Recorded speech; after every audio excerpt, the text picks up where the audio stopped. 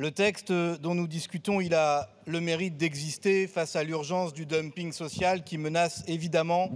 le droit des marins, leur emploi et la sécurité maritime dans la Manche. L'examen en première lecture dans notre Assemblée avait permis d'améliorer, notamment par l'adoption de plusieurs de nos amendements, la proposition de loi initiale.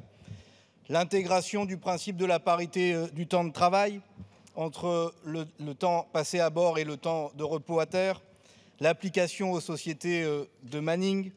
et l'engagement que vous aviez pris, Monsieur le Ministre, d'exclure le RIF des liaisons sur le transmanche et que nous demandions également.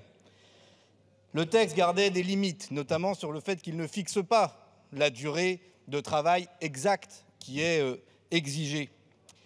Mais nous avions prévu un certain nombre de sanctions particulièrement dissuasives de notre point de vue, et notamment l'interdiction d'accoster pour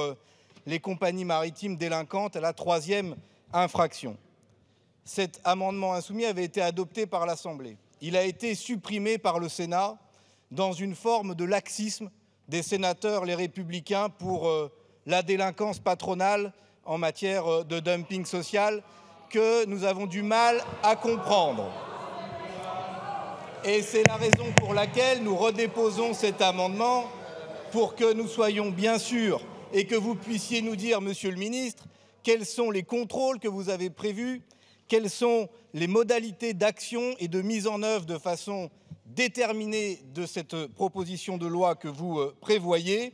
et aussi pour dire que nous regrettons que nous soyons soumis à devoir voter conforme ce texte parce que vous n'avez pas souhaité inscrire en 2e lecture ou convoquer une CMP pour ne pas faire travailler davantage ces sénateurs. Il y a là une forme de veto sénatorial que nous regrettons et c'est la raison pour laquelle nous avons déposé cet amendement pour que tout le monde voit bien que s'il n'y a pas l'interdiction d'accoster, c'est à cause du Sénat et de la droite. Merci, Monsieur Tavel.